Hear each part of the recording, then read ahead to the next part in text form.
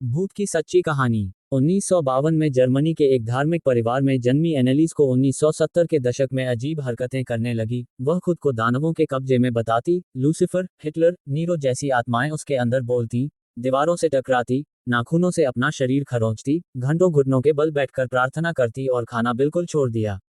उसके माता पिता ने पादरियों की मदद से 67 बार एक्सॉर्सिज्म करवाए। डॉक्टरों ने उसे मानसिक बीमारी बताया, लेकिन परिवार ने इसे दानवी कब्जा माना। 1 जुलाई 1976 को 23 साल की उम्र में कुपोषण और निर्जलीकरण से उसकी मौत हो गई। उसकी पोस्टमार्टम रिपोर्ट ने सबको झकझोर दिया और सवाल उठा दिया, क्या वह सचमुच शैतान के कब्जे में थी या मेडिकल लापरवाही थी। इस घटना ने फिल्म द एक्सॉर्सिस्ट को भी प्रेरित किया और आज भी लोग उसके कब्र पर श्रद्धांजलि देते हैं। कई लोग इसे भूत प्रेत की सबसे बड़ी सच्ची कहानी मानते हैं, जबकि कई इसे मेडिकल केस कहते हैं। भाई, एनालिस की कहानी से भी ज्यादा डरावनी कई सच्ची घटनाएं हैं। एक ऐसी ही है the Belgian child murder case Marc Dutroux. Marc Dutroux 1996, Belgium.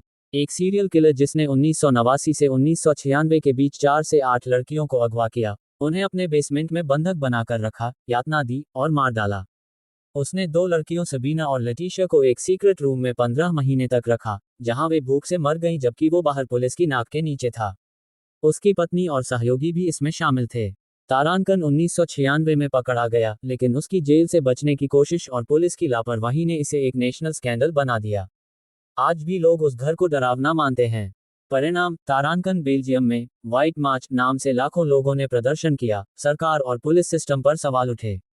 इससे भी डरावना यह है कि कई देशों में ऐसे सीरियल किलर हुए हैं जिनके शिकारों की संख्या सैकड़ों में है, जैसे तारानकन लुइस गराविटो 300 जोड़, पेड्रो लोपेज 300 जोड़, जेफरी डामा 17 जोड़। लेकिन ड्यूट्रो की कहानी इसलिए ज्यादा चौंकाती है क्योंकि वो अपने घर के बेसमेंट में बच्चों को रखता था, जहां कोई सोच भी नहीं सकता।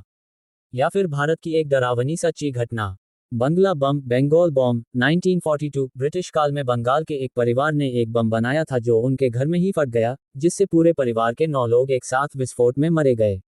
उसके बाद उस घर में रात को बम की आवाज सुनाई देती थी, चीखें आती थीं। कई सालों तक वो घर भूतिया माना जाता रहा। Annabelle doll. 1970 में एड और लोरेन नाम के एक नर्सिंग स्टूडेंट कपल ने एक पुरानी डॉल खरीदी, जो रैगेडी एंड जैसी दिखती थी। उन्होंने देखा कि डॉल अजीब तरीके से हर दिन पोज बदल लेती है, कभी हाथ में एक पेपर पर हेल्प मी लिखा होता, कभी दूसरे कमरे में पड़ी होती। एक रात एक भूत ने डॉल के जरिए एड को काट लिया और उसके शरीर पर खरोंच के निशान पड़ गए। डर के मारे वो एड और लोरेन तारानकन ने एड वारन, एक पैरानॉर्मल इन्वेस्टिगेटर को बुलाया। उन्होंने जांचा और कहा, डॉल में एक दुष्ट आत्मा है जो कब्जा करना चाहती है।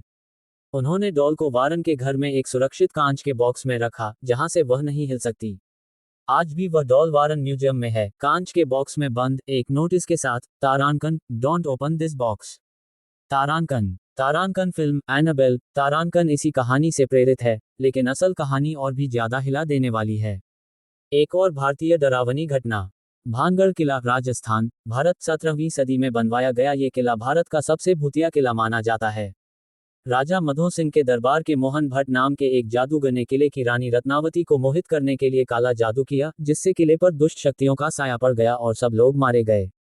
आज भी सूर्यास्त के बाद वहां कोई नहीं जाता, सरकार ने इसे प्रेत स्थल घोषित किया है। कई लोग कहते हैं उन्होंने वहां चिल्लाने की आवाजें और धुंधली आकृतियां देखी हैं। तारानकन, the black death of Crofton, the black death of Crofton, तारानकन। तारानकन क्रॉफ्टन का काला मौत, इंग्लैंड, 1665। क्रॉफ्टन एक छोटा सा गांव था जहां ब्यूबोनिक प्लेग, ब्लैक डेथ, फैला हुआ था। उस समय प्लेग को दैवीय प्रकोप माना जाता था। एक जॉन टेलर नाम का